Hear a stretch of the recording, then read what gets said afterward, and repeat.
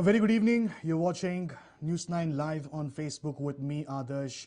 And this is again another devastating evening. We thought yesterday was enough when the gas leak really took place in Visakhapatnam. But come today, you have yet another tragedy that has taken place. Of course, if you've been watching the news, you'd be aware as to what we will be talking about today. We are talking about the Aurangabad train accident in which 15 migrant laborers, in fact, have lost their lives, unfortunately.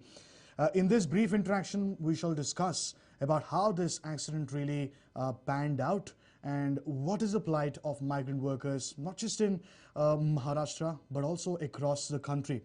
Now, given the kind of times that we are in, we are in a situation where we are not able to take care of ourselves. The government isn't able to take care of its citizens.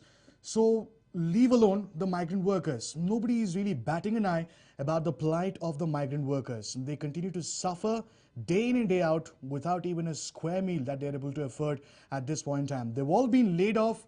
There are no jobs given the lockdown that is in place. And there's barely any money coming in to these households so that they're able to go ahead and feed their families. Now, obviously, Maharashtra happens to be one of those industrious places where you have several factories, several offices, several establishments which makes use of services that are rendered by the migrant workers. And this particular story is about how there were at least about 20 migrant laborers from a small town called Jalna in Maharashtra who decided that enough is enough. No help, no assistance, no kind of care from the government was coming forth for these migrant workers who were working in Maharashtra in a small town called Jalna. When they decided that enough was enough, they need to get back to their hometowns. Not even a transport was provided to them. We've been telling you as to how migrant workers across the country have been given kilometers from Jalna. So they, unfortunately, like several migrant workers that we've seen in the past, took the long walk home. It was a march. It was a long walk for these migrant workers. They started their walk from Jalna, and it was somewhere near Aurangabad, which is about 59-60 kilometers from Jalna. After about 12 to 13 hours of walking, they were tired, they were drained of all their vitals and energy, and it was dark, it was nighttime. So the workers thought that they will be able to go ahead and take a small nap before they begin their journey onwards to their hometown in Madhya Pradesh. And yes, one of the things that several migrant workers are doing across the country is following those rail tracks, because that's a sure shot way of reaching your destination, reaching your home. So that is exactly what these 20-odd migrant laborers with no kids in their group basically were in fact doing. They were on their way by foot. They were traveling and they were following the railway tracks all the way to their hometown. It was in Aurangabad that night fell, and they were tired after about 12 to 14 hours of constant walk for about 60 kilometers, and then they thought that they should break for the day, take rest, and next morning they can continue their walk. But this is where matters really took a turn for the worst. What really happened was it was night. They fell asleep while most of the migrant workers fell asleep right there, bang on the tracks itself, bang on the railway tracks. A few other migrant workers took refuge or began to take rest a little away from the railway tracks. So the moment it was night and the moment you had all the migrant workers sleeping off on the railway tracks, you had a train, a goods train that approached.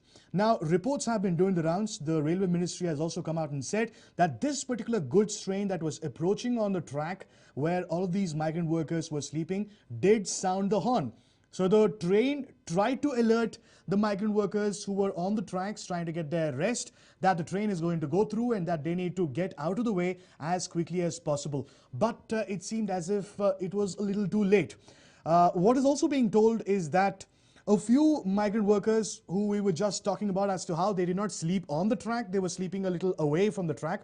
They realized that there was a train that was approaching, and they tried to wake up their companions, their fellow mates. They tried to wake them up, but to no avail. They tried their best, but nothing really transpired, nothing really happened. They continued sleeping, and the train simply ran through, crushed all of these migrant workers to death. We're talking about how 15 of them have lost their lives, and those who have been left uninjured, that is these remaining 5 of the people, are still in a state of shock given what they've seen, given the entire flow of events.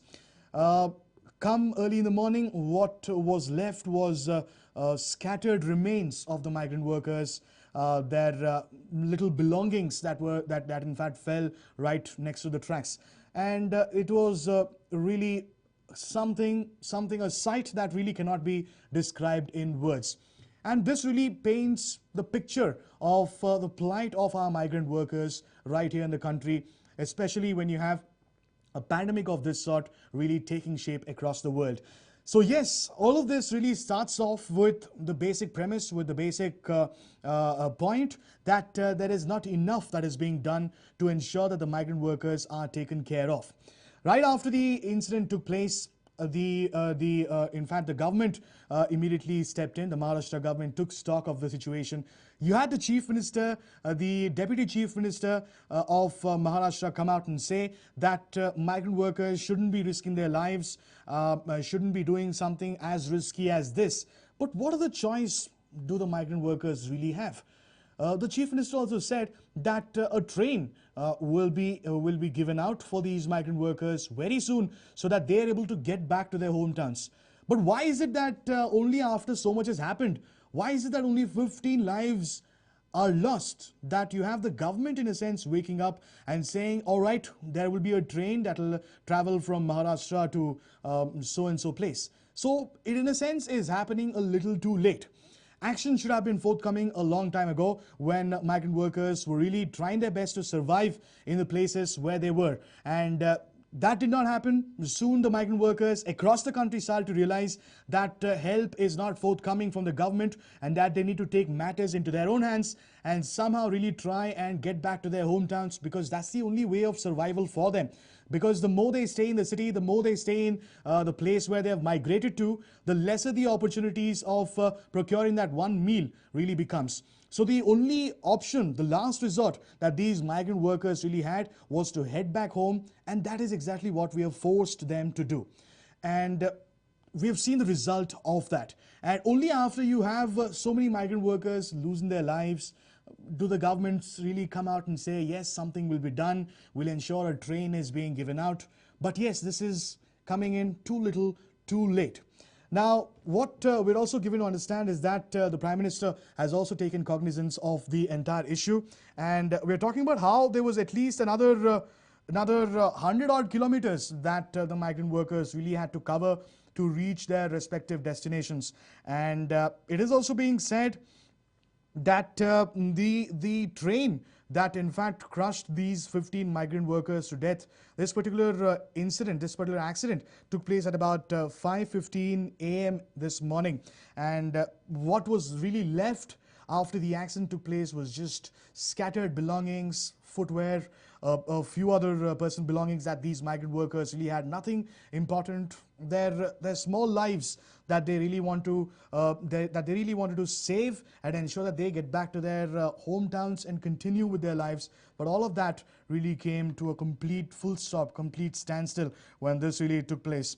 So we're talking about how the injured in this particular case have also been taken to a hospital for their treatment. But given what they have seen and given what has happened, they are still in a state of shock. They're not able to respond to what really has transpired. Well, on the other hand, you have another angle to this entire story, which is in a sense that these migrant workers knew exactly what was going on, and they in a sense went ahead and voluntarily took their lives, is what one school of thought that is being propagated at this point of time really is, as to how they really saw no hope for their survival, and hence they simply went ahead and slept on the track so that they could end their lives. That's one narrative that is being floated, but obviously that cannot be true. If that were the case, then they would not be taking such a long walk back home. So that in a sense, that theory has been busted. The point really remains that they wanted to get back home, and it was such a very, very saddening, a very shocking and a very failed attempt from these migrant workers to get back to their hometowns. Now, you must be thinking as to why were trains running on this particular track when this accident really took place. Now, this is exactly what the migrant workers also thought. They knew that none of the travel services, none of the transportation services were up and running. The buses have been off-road, the trains have been off rails, and flights are not taking off. So they are aware of that, and they thought that there would not be a single train that will ply on those tracks while they were walking on their way back to their hometown. So that is exactly what they thought, that it is lockdown, trains will not run. So it is a safe thing to do, to follow the tracks and somehow get back to their hometowns.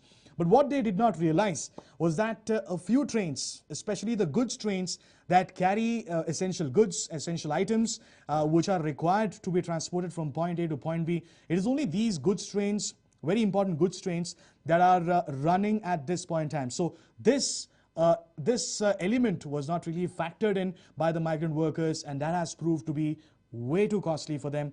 Their lives have been lost, and all they wanted to do was survive, somehow live, and get back to their hometowns. That exactly was not happening to them back in Jalna, where they initially started out their journey from. And yes, we're also talking about how the loco pilot himself had sounded the horn. He in fact also tried to stop the train. He applied emergency brakes, also ensured that there was a blaring horn that was sounded on the tracks so that those people who were sleeping on the tracks immediately scatter away. But it was too late. Obviously it was dark, and it remains to be seen if the loco pilot did indeed observe the migrant workers taking refuge or taking their rest on the railway tracks at the right time, or was it in a sense too late. So that's again another factor that needs to be considered.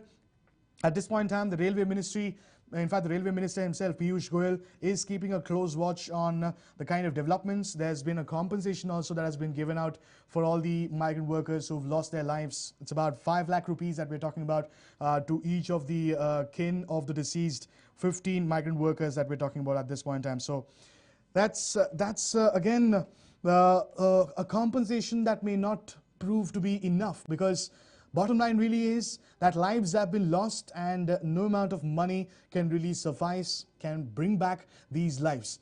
And it's not really that this is the first such incident that we are saying.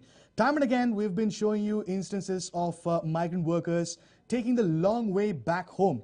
In fact, it is the long walk back home, because they do not have any services, no transportation services that are being provided to them.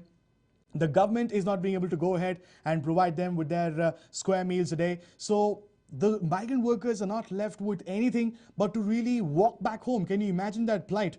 We as citizens will not be able to walk for about 10 to 15 kilometers at a stretch. But here you have migrant workers walking for hundreds of kilometers trying to get back to their hometowns. So this is not just happening in Maharashtra but across the country. So the quicker we address this situation, the quicker we'll be able to ensure that the death toll due to all of these such incidents do not increase. Because on one hand, you're talking about COVID-19 pandemic itself taking lives. On the other hand, hunger, poverty, and the fact that lives are not able to run are really causing to be a big reason for the loss of lives when it comes to migrant workers. So yes, that's about it when it comes to today's brief interaction with you folks. I don't know if you've kept your questions coming, but yes, the plight is something that can only be spoken of.